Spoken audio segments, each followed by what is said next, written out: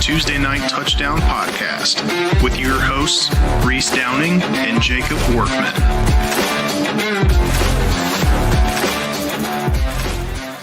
Yes, we stink, but why are we held to a different standard from all these other teams out there who ain't ever won nothing? We're not perfect, and we may suck this year. We may lay a freaking egg and go 6-6. Yes, Dabo, you do suck. Preseason top 5, Clemson lost at home to Syracuse 34-21, marking the worst start in a season under Dabo Swinney. Welcome to the Tuesday Night Touchdown Podcast, NCAA edition. Nothing better than a Clemson loss to kick off the episode. Hold on, we've already... Oh, never mind. Thought we had a comment, but for some reason it showed me something from you. That was interesting. Reese, what's going on? We've got a big weekend going on this weekend. This is probably the biggest weekend in college football. I couldn't even tell you in how long. It's been a long time since we've had something like this. Yeah, we got a lot of huge games coming up this weekend. I'm also a golf fan, so we got the Ryder Cup action happening as well. Saturday is going to be a busy day of sports, but it's going to be a good one. We had a good week last week. IU just absolutely laid the wood to Illinois. That was not nearly the game that I thought it was going to be. Obviously, we talked about Clemson here. Missouri looks really good. I think Texas Tech is quickly emerging as the team to beat in the Big 12. Yeah, it was another good weekend of college football. Yeah, I don't ever want to hear golf mentioned again on the show, but it was especially on the weekend that's coming up. But yeah, I get some people care about the Ryder Cup. I could give no fucks. So the last week we both did hit our locks. I had Oklahoma, even though they had a little bit of a situation going on, which we're going to get into in a little bit. Reese had Kansas. I hit my dog also with Arizona State, as you just mentioned, with Texas Tech maybe becoming front runner. Yeah, I mean, Texas Tech, Arizona State, Iowa State are all looking very good. There's plenty of things going on in the Big 12, and Texas Tech, the money they spent, I mean, they had a backup quarterback come in at Utah, and I didn't think they were ever going to stop scoring at the end of the game. They ran it up on them. I mean, that game was way closer than it ever looked. Just to give you guys top 25 results last week. So LSU beat Southeastern Louisiana 56-10. Miami did beat Florida 26-7. Oregon beat Oregon State 41-7 in the Civil War. Florida State beat Kent State 66-10. And Kent State's schedule, I don't know if this is just like make as much money as you can in one season, but Kent State is playing every good team on earth. I would not be pleased if I was on that team. They got another one this week. Texas beat Sam Houston 55-0. Oklahoma beat Auburn 24-17. Ole Miss beat Tulane 45-10. Tennessee beat UAB 56-24. Like you just talked about, Texas Tech beat Utah 34-10. That game was way closer than 34-10. If you watch that game, it was not a 24-point victory by any means. Georgia Tech beat Temple 45-24. IU 63-10 over Illinois. Vandy with Pavia 70-21 over Georgia State. Michigan beat Nebraska 30-27. Missouri beat South Carolina 29-20. Notre Dame beat Purdue 56-30. And USC beat Michigan State 45-31. Just for a few of the highlights there. Yeah, I mean, like you mentioned, IU beating Illinois 63-10 and Texas Tech beating Utah 34-10. Some of the bigger surprising results from the weekend. Reese, did you have anything else on the top 25 there? No, I mean, just the some of the surprises that we talked about. Texas Tech, I mean, that game wasn't as close as what the score indicates, but they also lost Morton there for a while, right? So yeah, he was out for the game. Yeah, so like I was surprised because when that happened, I thought that, okay, here's the chance for Utah to turn it up a little bit and get going, and it never happened. So I think this is not going to be the last week where we're going to see a coach firing as well. I think we might have a couple more coming up here in the next week or two, but I know we're going to hop into our Cowboy here in just a second. So like I said, good week of college football as always. Yeah, so Friday night watching the game, the Oklahoma State game, it was one of the few games on, so I had it on. I had seen enough. I tweeted it out. As you can see, at 8:39 p.m. on September 19th, which was Friday night, I'm a man. I'm fired. It was obvious to me watching that game. And yeah, yesterday it happened. They fired him. He was the second longest tenured coach in the FBS with 21 seasons. He's kind of been a victim of modern college football. The NIL and the portal was something he never really adjusted to. For one benefit of him, he is owed a $15 million buyout, so it's not like he's going to be struggling by any means. He's one of the more, I guess you'd say, entertaining press conferences in college football on a weekly basis. The offensive coordinator, Doug Meacham, is going to be the new interim head coach. And one little note that I added in here is I'm really hopeful that Texas A&M offensive coordinator Colin Klein does end up getting the head coaching job there, because a certain senior analyst at Texas A&M, Joey Lynch, is someone that we support pretty heavily on this show. I know we make fun of Texas A&M a lot, but we do support him as a coach, and I think he would probably be in pretty good spot to maybe the new OC at Texas A&M, which would be awesome. Yeah, and would be his second SEC offensive coordinator spot, because he was the OC at Vandy before moving to A&M. Any thoughts on Gundy or any of that? Yeah, I mean, crazy to see how far the program slid as quickly as it did. You know, it was December of 2021 when they were a touchdown away from a Big 12 title and heading to the college football playoff. Yep. They ended up losing to Baylor, right? Beat Notre Dame in the Fiesta Bowl. They went 7-6 that following year. Then they went 10-4, and then they came in with a lot of buzz last year, and they just completely fell apart. They started the season 3-0, and then they lost 9 straight, all in the Big 12. So we were talking about him being on the hot seat at the end of last season. 11 consecutive losses against FBS components. That's the longest active streak under Power 4 programs. They brought in 60 new players this year to try to turn it around, and it just didn't work. I mean, to your point, $15 million buyout. It's not like he's hurting by any means. I do think we do need to give a nod to Gundy for what he did for that program, though, because they had 4 winning seasons in the previous 16 years, and then Gundy showed up, and they had 18 straight winning seasons. I mean, he did a lot for the Oklahoma State program, as much shit as we give him. Yeah. You mentioned Colin Klein as one of the guys. I've got a couple names here that I've read. Jeff Traylor, UTSA coach. Oregon OC Will Stein, his name's going to get thrown around basically any of these Power 4 head coaching positions. One of the other names I thought was interesting, Atlanta Falcons offensive coordinator Zach Robinson, because he was a Cowboy quarterback. Mm-hmm. And then another one, just to throw it out there, what about Stillwater Shrek? What's Ogeron doing? I'm not sure if that's his type of climate. I don't know, but I love the alliteration. Yes, that would be awesome. Arbuckle would be another one that I've seen his name pop up. Eric Morris, the head coach at North Texas, and then Toledo's head coach, Jason Candle is another name that I read a little bit. But yeah, it'll be interesting to see what they do. I don't think they make a move obviously until the end of the season, but yeah, I mean, yeah, and I just think that the school's got to adapt too, because I know oh hell, what was his name? They had a very famous like booster. Boone Pickens, maybe something like that. And he died around like 19 or 20. And I think that a lot of people were saying that like that was one of the situations where they didn't quite move into the NIL era as well as people thought they would, because he was like their booster. Like he was their big booster that gave them all the money. Boone Pickens. Yeah. That's him. And when he died, I think is when people were like, oh shit. And NIL came in, and he like schools like that don't really have a ton of huge boosters. So when someone like that goes, I mean, that's a big deal. So yeah, I mean, the stadium's named after him, right? So yeah. So I mean, it's an interesting situation going on there, but I agree with you. We do have to still. I mean, he's probably like even statue worthy on campus. Like, I mean, that's probably a coach. I mean, I'm sure. Record-wise, that'll probably never be broken. I'm sure no one will ever have more wins in Oklahoma State than he did. So yeah, I doubt it. 18 straight winning seasons. That's good for 9th longest in NCAA history for a coach at one school. Yeah. So I mean, you got to give the guy his props. I'm surprised that's more than Bowden. That's interesting.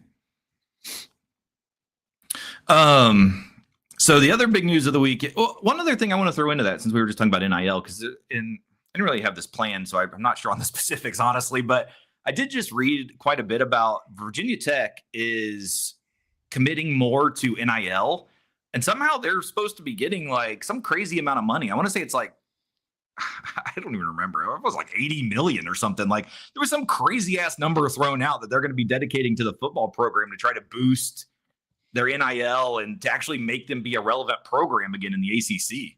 So it's been proposed 229 million I was a little off. to his athletic budget over the next 4 years. So that's like 60 million a year, though. I mean, that's yeah, and it says to its athletic budgets, but let's be serious. Oh, it's football. Yeah, it's football, I mean, it's right. Yeah, and I know that they have brought in Bruce Arians to kind of help them boost. He did say yesterday on Pat McAfee's show that their first line of duty is to bring in a GM for the school. And then once they get a GM, then they're going to start working on coach. But with that kind of money, I mean, it's going to be tough to be relevant in the ACC, but it's also honestly not too tough because I kind of feel like the ACC could kind of be what Texas Tech's doing in the Big 12, where if they bring in enough money, they can quickly revamp that roster and be in contention because the ACC is very top heavy. I mean, hell, this year, yeah, Florida State's there and SMU's kind of there. I mean, it's Georgia Tech, but I mean, it's a conference that's easily winnable is what I'm saying with quick money. Yeah, 100%. So big injury news out of Norman. Quarterback John Mateer did break a bone in his right hand, which is his throwing hand. Broke it in the first quarter versus Auburn. He did end up still playing the whole game. He is scheduled to undergo surgery today. It might have already happened today in LA by one of the best hand and wrist surgeons, Dr. Steven Shin. Backup quarterback is going to be sophomore Michael Hawkins Jr., which he did start 4 games last year. Was not very good, but he was a true freshman, so they're expecting things to be a little better. We're going to pull up a few graphics here and go over these. So some of the major changes. So Mateer was the Heisman favorite. So as we look now, Fernando Mendoza at IU has become the favorite. Dante Moore and Beck right behind him. Stockton, Marcel Reed, Josh Hoover. The Heisman to me is still very wide open at this point. I mean, Mendoza lit up Illinois with some ridiculous stats that have probably never been done in IU history, to be honest. But I mean, Heisman favorite after week 4 is what it is. I don't think it's that huge of a deal. But Fernando Mendoza, the Cal transfer at IU, being the Heisman favorite now is quite the surprise. But to lose a Heisman favorite candidate week 4, and then the next, we're going to go into what exactly is happening here. So, yeah, Kent State, as I mentioned earlier, I don't know why they're playing every good school on earth, but they are. So, I mean, throw me in. I'll wear red for a game, and I'll be the quarterback in that game, and I'm pretty sure we would win. But things changed drastically after that. So they got a bye this week. Then Kent State's coming to Norman. It's the Red River Shootout. Red River Shootout, and Mateer is not expected to be back. They say that there's a small chance he is, but I would say logistically he's not back for that game. Then they're at South Carolina. Then they're playing Ole Miss, and they're at Tennessee. They're at Bama, and then Missouri and LSU. I mean, what could have been – I mean, they probably weren't going undefeated with that schedule anyway, but what should be a Big 12 or a SEC conference championship appearance, I mean, it might be out the window now. What do you think about that? Yeah, I mean, it's a tough break for the Sooners because they have been playing well this season. They do have Michael Hawkins Jr. coming in. He got thrown in last year as a true freshman just before halftime of Oklahoma's game against Tennessee after Jackson Arnold was having a rough game. He got benched.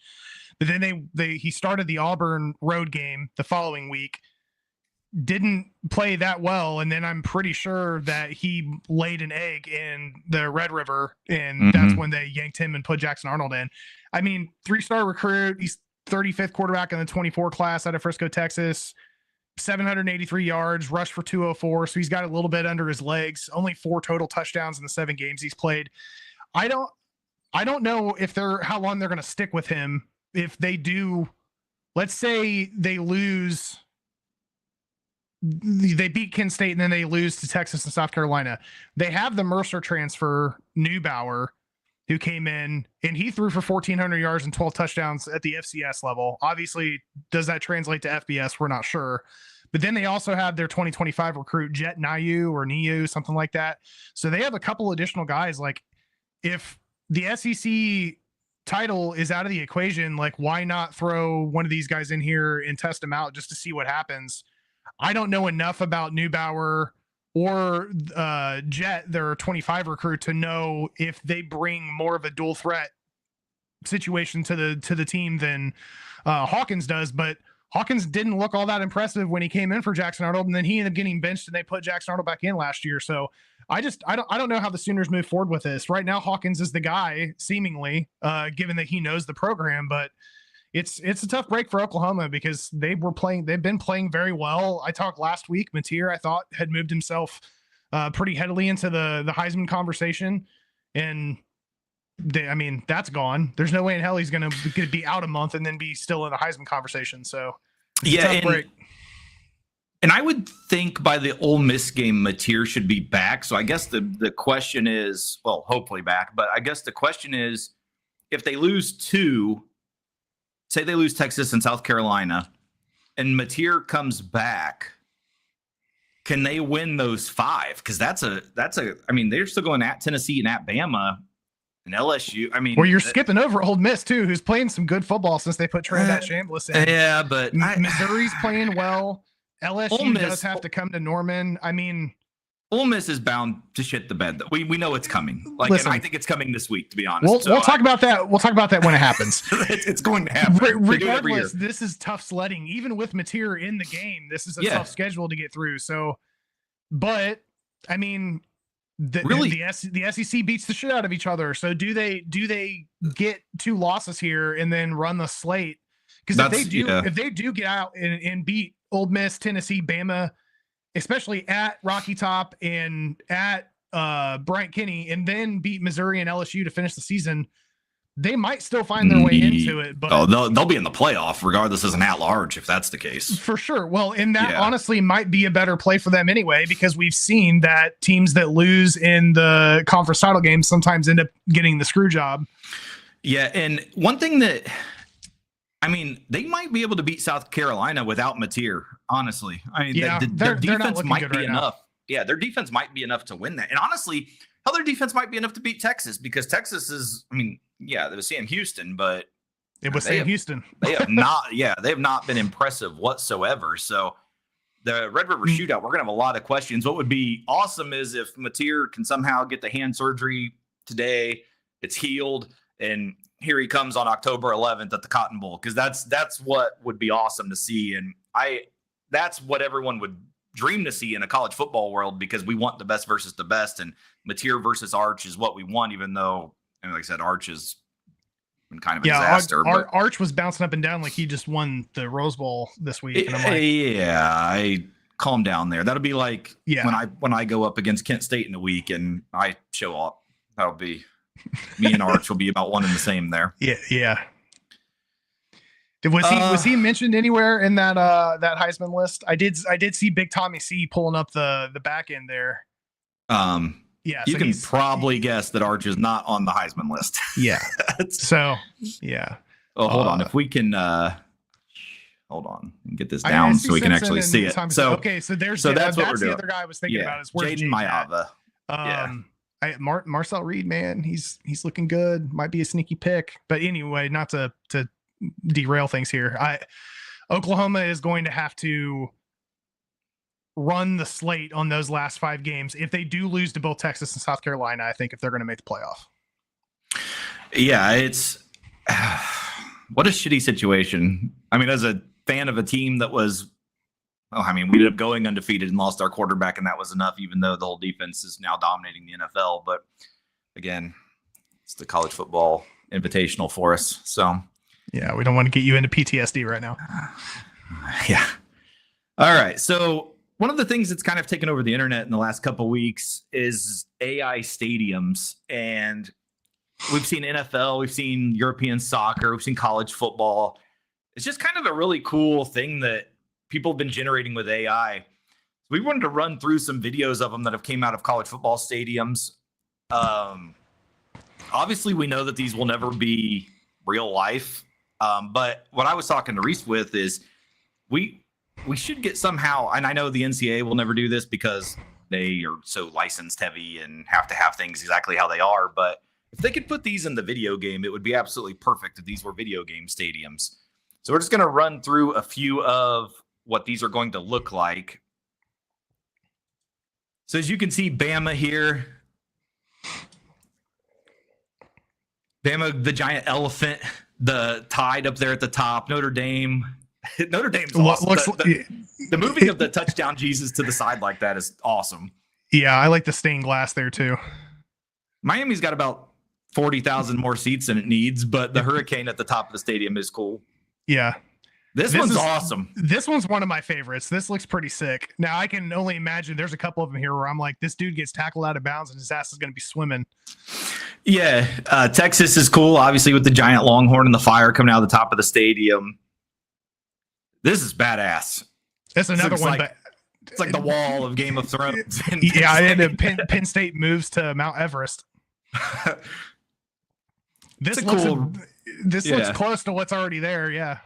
It's like a nice twist to it. This is awesome. Also, LSU looks like a nice rainforest cafe. There's a couple seats in a couple of these where I'm like, I would not see. Now here's the one where I'm like, you're gonna get tackled on the sidelines, and you were definitely going swimming. Puddles is gonna be out there just beating the shit out of you. Ohio State one I'm not that big of a fan of. It's all right. Where's the U? I don't get it. What's going on here? It's supposed to be a horseshoe, but I know. Those feathers are going to be on fire after the first quarter. Okay. Maybe they're metal. They're fireproof. Yeah, maybe. Yeah, these are the dogs from the Ghostbusters.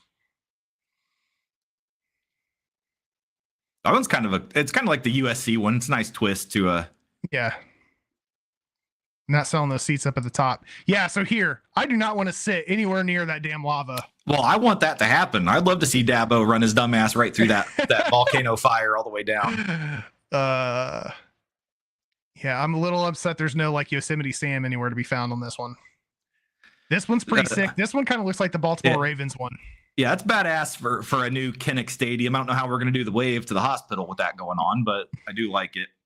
The giant tusk for Arkansas, I do like that with the hogs at the top. It's pretty sweet. That's a nice, looks like frontier land. Yeah. Yeah, not bad. A little boring. That one's awesome. I like that. Yeah, at first I thought that was a roller coaster up top, which would be pretty sick if there was a roller coaster that went around the stadium. And my Knowles getting all the fire. I do like that. I wish we could get more tomahawks in there or something, but I do like that. This one's awesome. Yeah, it's very Game of Thrones-esque also. Yeah, the frogs are sweet. Yeah, that's pretty sweet for Baylor. I do like that. Chip and Joanna, I think, would approve of that one. This one looks pretty similar to the LSU one, right? Yeah. I like the Paul marks there, though. Oh, we got another Miami. We got another. I like this one better. Enough. The other one was a little tacky, which is definitely South Beach, but... Yeah, that one's pretty cool with the Canes logo at the top and everything like that. Well, that was an unintentional click, but LSU decided to put their input on that one, I guess. Plays of the week last week, there were only a few. One, I don't know how Purdue keeps making plays of the week, but this was one of the most innovative plays I've seen. This is shit I try to pull off in video games. I thought the Lions were going to come out with this on Monday, honestly, because this is the type of play the Lions would run in the NFL. I love this play, and I think we're going to see a lot of this. First and goal. Mockabee has it and then slings it out to Ryan Brown. And Purdue with some trickery here. This dude tries to throw his shoulder out every time he scores a touchdown. Didn't he do that shit last week? Yeah, Brown. After he had the miraculous fumble recovery touchdown. But yeah, that play, I mean, that's awesome. I love it. Creativity in Purdue for a team that can't score. So do whatever you need to do. Yeah, might as well have fun with it. This next one, it's not really more of a play of the week. It's more of a like, what the fuck? And I don't know how they didn't eject this guy. Oh, it's Bush. What is that about? He's over there cleaning the kicker. Not only Bush League, but just stupid. I mean, right there in front of him. I don't know why. Surprised it wasn't subject to even ejection. Walk over there and stomp on a kicker's foot. Yeah, he kicked the extra point and was just standing there, and dude comes just stomps him. Like, what the hell? What? That's almost as bad. I don't know if you saw the video of that kid, like that middle schooler up in Kalamazoo. Michigan. Yeah, that one was bad too. I think that one might be a little worse than this one. But. Yeah, I agree. And the other one, Ole Miss was beating the Christ out of Tulane so bad. This is what was going on the sidelines. I kind of did. You did? Just because. Look at Lane Kiffin throwing the pass for Deuce. Whoa! How about the hops for Deuce, too? Hey, Lane Kiffin told us he likes to have fun, man. So why not? Other angle of that one real quick.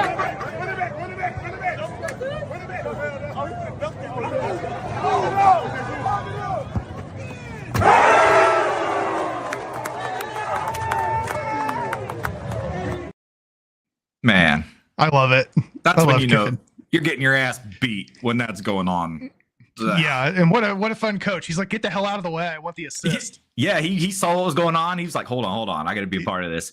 And speaking of that, tonight the Lane Kiffin documentary is on ESPN, which I'm very excited for. I think it's going to be awesome. He's supposed to be telling the stories of kind of what happened at every location he's been at, and I'm pretty interested in that. I like Lane Kiffin a lot, so I think it's going to be a fun.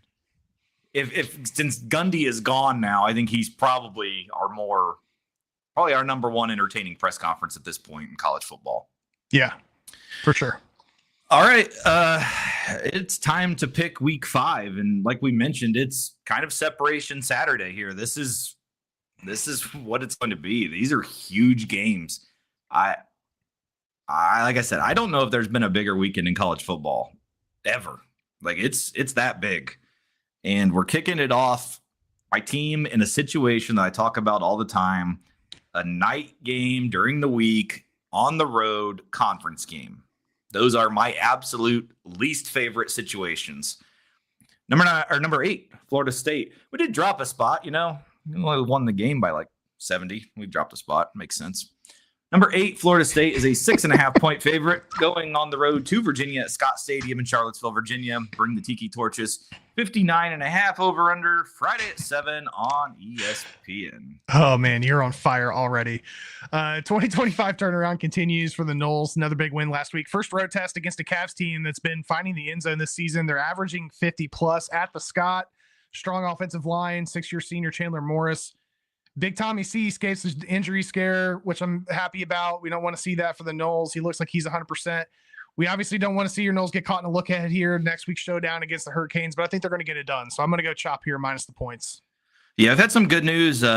Castellanos was good. There was a little bit of a scare, which I always say in those games when you're winning by 50, it really sucks. But before halftime, a little bit of an ankle situation, but he's good, which is good to hear. We also have Squirrel White coming back. Pittman's coming back at tight end.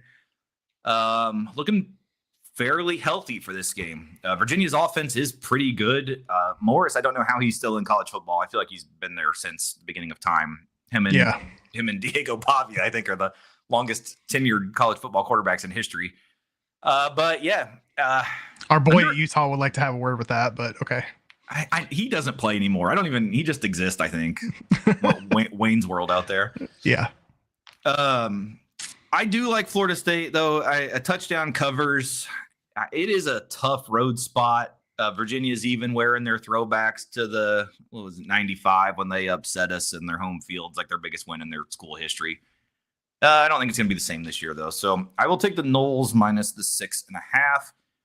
A couple hours later, another big one. Number 24 TCU is going on the road to Arizona State. Arizona State's a 2.5 point favorite at Mountain America Stadium in Tempe, Arizona. 54.5 over under Friday at 9 on Fox. Yeah, solid QB battle here with TCU's Josh Hoover and State's Sam Levitt. Sun Devils continue to lean on that run game this year on the back of Raleek Brown. They've won 8 straight at home going back to last season. These teams haven't played since 1975, so it should be a fun one here. I think this is going to be a tight game, but I'm going to take Dilly and the Devils here and lay the points. Yeah, I like Arizona State at home in this one. But yeah, Hoover, one more big performance, and he might be the Heisman favorite, to be honest. He's had a hell of a year. TCU is on we say it every week in the Big 12, like there's very little separation in these games. Obviously, TCU's the ranked team, Arizona State's the home team, they're the favorite, so it is what it is. But fun Friday night with two very entertaining games. But yeah, I'm on Arizona State. Number 16, Georgia Tech is a 13.5 point favorite at Wake Forest at I can't even see this. Legacy Federal Credit Union Stadium in Winston-Salem, North Carolina. What a Well done. name. Jesus. 50.5 over under Saturday at noon on Fox. Yeah, Demon Deacons coming off a bye to prep for this one. Tech rolls into Winston-Salem undefeated, coming off a home win against Temple. Spread's got me a little on edge here, but I don't think Wake's going to be able to slow down the Yellow Jackets' rushing attack, so I'm still going to go Georgia Tech here, minus the points. Yeah, Haynes King has been just absolutely on fire. I mean, his running ability, everything he can do. I like Georgia Tech a lot. Obviously, I had him in the ACC championship in the preseason. I had him making the playoffs, and they seem well on their way. I do like them to cover the 13.5 at Wake. Number 21, USC. I'm sure they're loving a 9 a.m. kickoff for them. 6.5-point favorite going on the road to number 23, Illinois at Memorial Stadium in Champaign, Illinois. 60.5 over under Saturday at noon on Fox. Yeah, Illinois looks like a hot mess last week against IU. Now they're returning home to play a solid Trojans team that brings a strong running game, a talented quarterback. The early start, to your point, does have me a little bit concerned here, but I'm still going to roll Trojans here minus the points. I just don't like what I saw from Illinois last week. Yeah, Illinois has been all over the place for me because I thought Duke was going to beat them when they went to Duke, and they ended up beating the hell out of them. It was a close game for a little bit, but then they kind of ran away, and I was like, okay, maybe this team's a little better than I think. But then they go to IU, and Lord, IU just beat the shit out of them. And I think USC's offense and has the same talent, well, more talent, honestly, than IU. So I think we're going to see kind of a repeat there. I like USC to go into Champaign and cover and win. Number 22, Notre Dame is a 4.5-point favorite going on the road to Arkansas at Razorback Stadium in Fayetteville, Arkansas. 64.5 over under Saturday at noon on ABC. Yeah, this is honestly another scary matchup here, in my opinion, for the Irish. I know the Razorbacks are 2-2, but both losses have been within a touchdown. This team can light up the scoreboard. That could be an issue for an Irish team that's given up over 32 a game average on defense. Taylon Greens looks solid for Arkansas, but the Razorbacks, in order for them to win, they're going to have to improve the rush defense. First time these two teams have met, so this is a prove-it spot for the Irish. I hate to say it, but I'm going to take Arkansas on the points here. I don't know if they're going to get the win, but I'm going to take Arkansas on the points. Yeah, it'll be interesting. A noon environment, Notre Dame on the road. They haven't really looked that fantastic. Arkansas's been all over the place, really. Petrino and Green is a good combination, but I think at some point Notre Dame has to become the Notre Dame we expect. I realistically, to me, this should be like a 14-point game at minimum. So I'm kind of surprised that the line is this low, but I'm going to take Notre Dame minus the 4.5. I am interested though to see what happens in this, because this is kind of one of those literally anything could happen games, because I don't think we know enough about both teams yet. Utah State is going on the road to number 18, Vanderbilt. Vanderbilt's a 22.5-point favorite at First Bank Stadium in Nashville, Tennessee. 59.5 over under Saturday at 12:45 on the SEC network. Yeah, Pavia continues his dominance. He's leading the SEC right now in completion percentage. They just laid 70 on Georgia State, but now they're going up against a solid Utah State team led by dual threat quarterback Bryson Barnes. UTAGs are also 2-0 against the spread this season. I think Vandy's going to win this, but the spread's just a little too salty for me. So I'm going to take the 22.5 in UTAGs. Yeah, I just think, that's like a 10:45 kick for them. Vandy at home. I don't know. I like Vandy in this one, honestly. I think this might be a runaway game. 22.5 doesn't seem like enough for me. And to your point with Pavia, I don't understand why we're not getting more Heisman love for him. He should be the Heisman every year. Huge game here.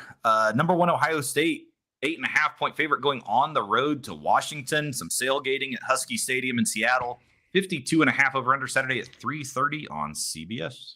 Yeah, line's been trending down a little bit in this one, but it makes sense because this Husky team has been pretty deadly so far this year, especially on the offensive side of the ball, averaging over 50 a game. Damon Williams has looked strong. Rushing attack has been effective on the back of Jonah Coleman, who's leading the Big Ten in rushing scores, albeit he racked 5 of those up against UC Davis. Not a shoe-in win for the Buckeyes by any means. I do think their defense is at another level than what Washington has faced so far this season, so I am going to go Ohio State here to win and cover on the road.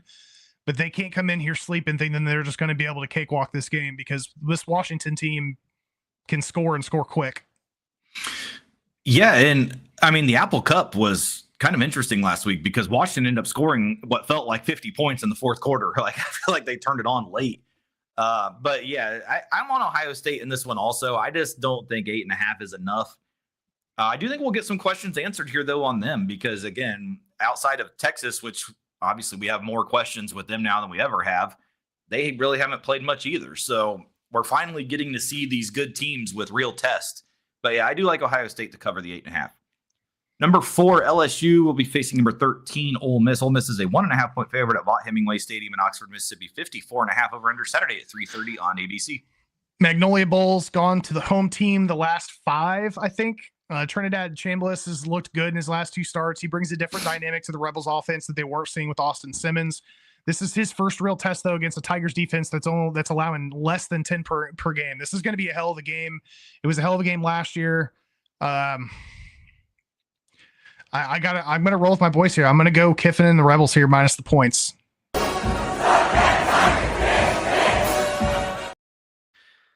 Unfortunately, I'm with Brian Kelly in this one. I'm going to take LSU to win this one outright. I just feel like Ole Miss is ready for that game that they shit to bed every year. I feel like this is time. LSU went out and spent a very large amount of money in the portal, and it's been showing. They're a very good team. Nussmeier's as experienced as it gets. He's not going to be flustered at Oxford. So I wish this was a night game, though. I'm a little upset. This would be a great 7:30, 8 o'clock night. 3:30. It's a much different atmosphere, but I like LSU to go into Oxford and win this one. Auburn is going on the road to number 9, Texas A&M. Texas A&M is a 6.5-point favorite at Kyle Field in College Station. 52.5 over under Saturday at 3:30 on ESPN. Tough stretch for Auburn and Norman last week. It's going to be a tough stretch of games here too. I'm a little confused as to why they're not ranked anymore, but Notre Dame is. That's a different conversation. Jackson Arnold took 10 sacks last week. That's not going to cut it, especially against this Aggies team that's been playing well behind Marcel Reed, who's quietly in the Heisman conversation. Home team has won and covered the last 4, so let's follow the trend here. I'm going to take Yell Eaters minus the points. Yeah, Auburn, though they've had some surprising games, they're still not as good to me as some people think they are, and it's another back-to-back road spot going to A&M in a hell of a place to play. I think A&M kind of comes out and lights them up here. I like A&M a lot in this one. Number 11, IU is a 7.5-point favorite going to Iowa at Kinnick Stadium in Iowa City. 47.5 over under Saturday at 3:30 on Peacock. Massive win for the Hoosiers last week. Mendoza rockets into the top of the Heisman conversation. They've got a ridiculous rushing attack. I think 4 different dudes have at least 200 yards rushing on this team right now. Hawkeyes are a tough W at Kinnick, and IU can't get caught looking ahead of their upcoming game at Austin, but they have the bye in between, so I think they're going to get it done here, so I'll light the SIG. Yeah, this one was a tough one for me because Iowa is a very tough place to go in and play.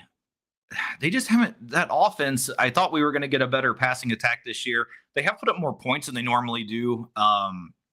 Again, this is kind of one of the, I get that there's 2 huge games at night, and that's why a lot of these are being put earlier in the day. But this to me should be a night game at Kinnick. I feel like this would be a big deal if it was a night game. But I'm going to go with IU to keep the streak going.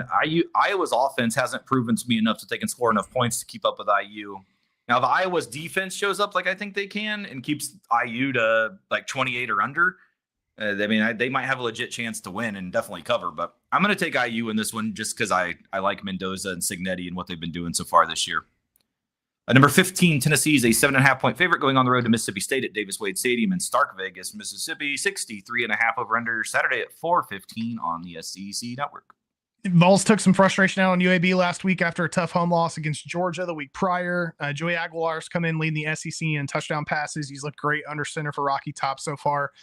He'll have a tough road test against a 4-0 Bulldogs team that's looked solid so far this season under Levy. Mississippi State's also they've got one of my favorite names in college football at running back at Fluff Bothwell. That's just a hell of a name. Yeah, he's a transfer. Yeah. Unfortunately, I don't think Fluff is going to be enough for them to get it done here, though. I'm going to take Rocky Top minus the points to get a big road win in the land of the cowbell. Yeah, I'm on Tennessee to cover also. It still pisses me off that Arizona State blew that game at Mississippi State. They had that game won and blew it in the end, and I think that's why they're getting a little bit of a boost here. But I do like Tennessee to be able to go in and cover.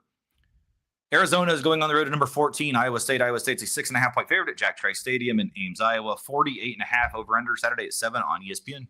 And both teams coming off bye weeks to prep for this one. Zona's looked solid in a bit of a get-right campaign that Noah Fafita's been on, but the Cats have struggled a bit against the spread as a road dog under Brennan. This is also a nighttime showdown and one of the tougher venues in the country in Jack Trice. I think this is going to be a good game, but I am going to take Iowa State here minus the points. Yeah, I'm on Iowa State also. Again, the Big 12, so many good teams, and this is one of them. I like Iowa State to cover this and continue their run. I think Iowa State's going to end up in the Big 12 championship game this year. I like them a lot. Two monstrous games going back to back here. Number 6, Oregon, going on the road to number 3, Penn State. Penn State is a 3.5-point favorite for the whiteout at Beaver Stadium and University Park. 51.5 over under Saturday at 7:30 on NBC. NBC, rematch of last year's Big Ten championship, actual night game at the Beef. We don't get those enough. It's also a whiteout game, so that's going to be electric. This is Penn State's first real test. They've had 3 cupcake home wins against Nevada, the Airport, and Villanova. Super tough matchup for both of these teams. I think this is going to be a close one. I've gone back and forth on this, but I'm going to take puddles in the points.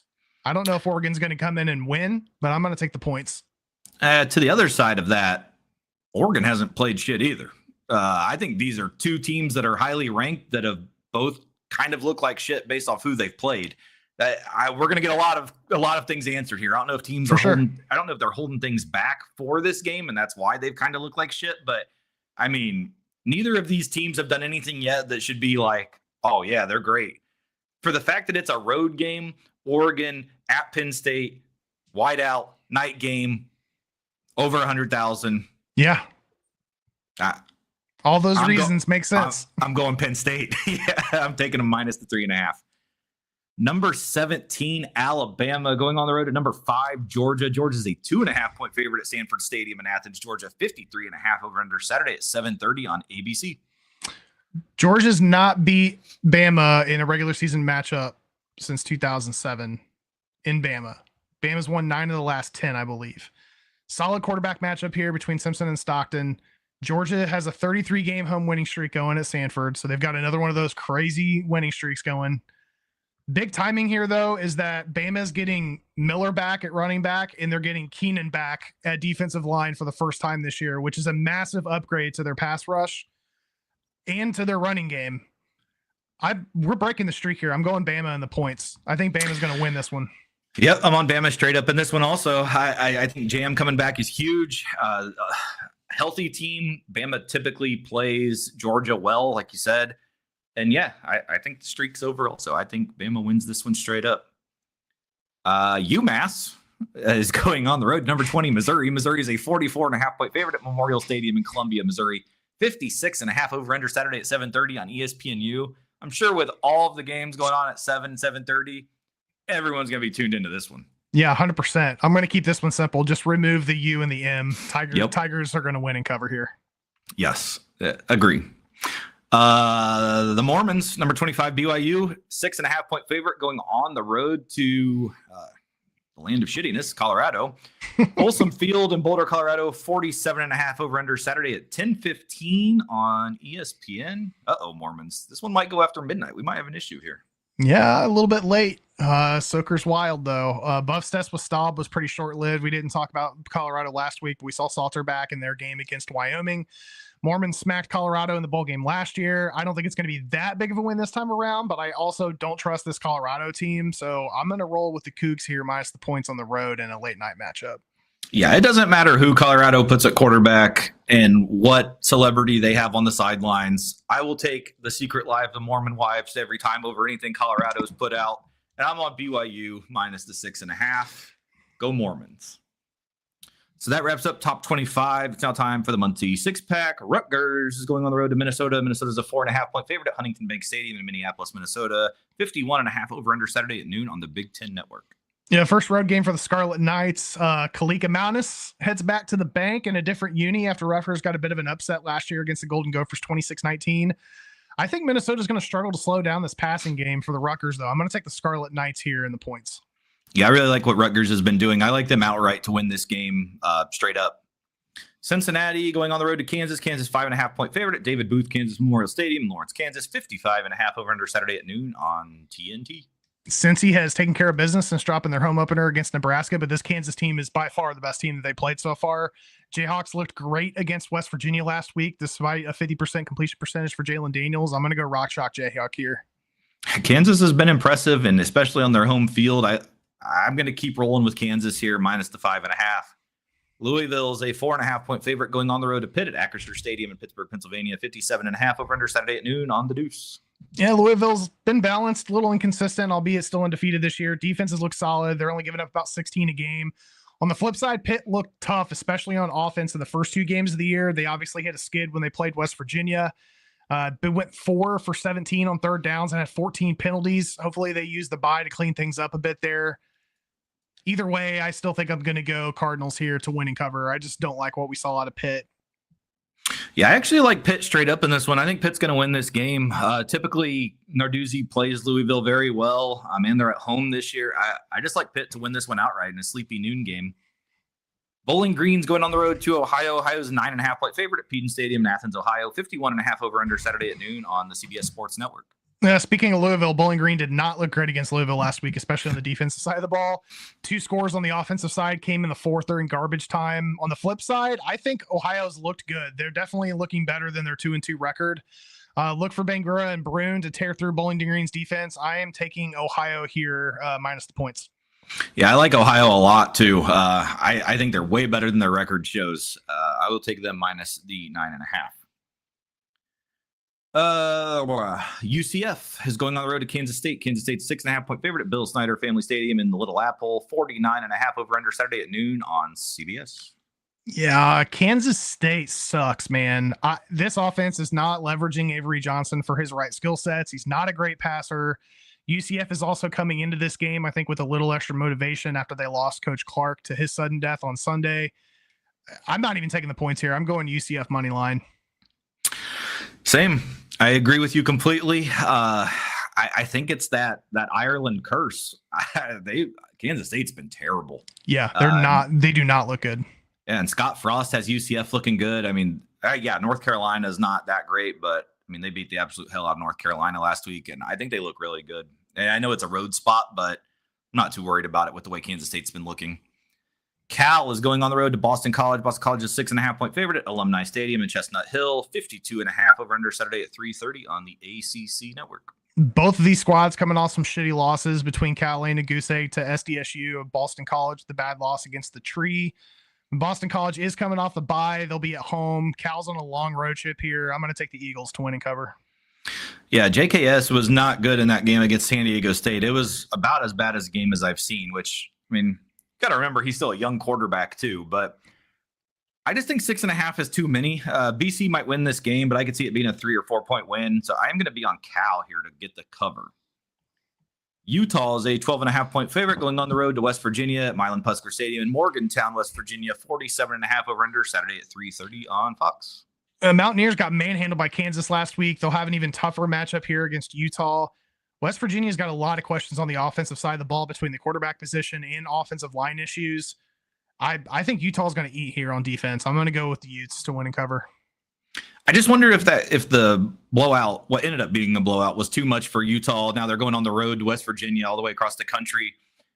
I just think it's kind of a sleepy game. I like West Virginia at home here. I don't know if they're going to win the game, but I do think 12.5 is too much. So I'll take West Virginia to cover. All right, so that is going to wrap up the Muncie six-pack. It is now time to do our lock of the week. Lock me in on the SIG versus Iowa, minus 7.5. All right, Reese is on IU. I'm on Iowa State, minus 6.5 with Fafita coming to town. I just think that Matt Campbell will have this team ready. Home game, big situation. Iowa State keeps rolling. The dog of the week. I'm going Bama here, plus 126 versus Georgia. Let's go. Roll Tide. Taking the dog against the dogs. My underdog of the week is Pitt. We talked about it just a few minutes ago. They're consistently good at home against Louisville. A lot of success for Narduzzi. I think Pitt can get this in a sleepy game. I think Pitt wins it outright. That is going to be the end of our, what we will call Separation Saturday picks, week 5. huge weekend on deck. Really excited. Starting Friday night with my Knowles. I'm glad we get them out of the way Friday. So Saturday, hopefully we have a just peaceful watching of great games while we anticipate 1 week later Florida State, Miami. Early line indicates Miami is going to be a 4.5-point favorite at Doak, which is an absolute joke. Lee Corso, I believe I talked about this at the beginning of the year, that I said they should have him plant the spear for this game. He is going to be honored at the game. They came out and said it. I don't know if he's planting the spear. I hope he does, but I doubt it. But usually only the Florida game is when we get the removal of Renegade and planting the spear as the Seminole tribe. That's how they signify the beginning of war. And usually we only do that for the Florida game. But maybe with Miami being the home game this year, not Florida, maybe we'll have a chance. We'll see. I can hope. I don't even know if he can get it in the ground, to be honest, but we'll see. Anything else for this huge weekend, Reese? No, I mean, if Corso just holds the spear, maybe Osceola can just pick him up and throw him down. Corso? Yeah. Yeah. Just spike we don't Corso need to kill Lee Corso right before the game starts. I don't want to kill him. I'm just trying to help get some momentum there for that spear. That's all I'm saying. Yeah, but he'll do that, and then the fire will hit Corso's face and burn him up. And man, yeah, you went dark real quick with that. We'll have a whole disaster. I don't know, that might motivate the team. Tragic magic. You never know. Tragic magic, baby. But I can't wait. Next week, first we got to win this week. Let's get through this week, Friday night at Virginia first. But we get through that next week, we're going to be having quite the discussion because they'll probably, if I had to guess, be 2 top 5 teams in that game. So, but anything else?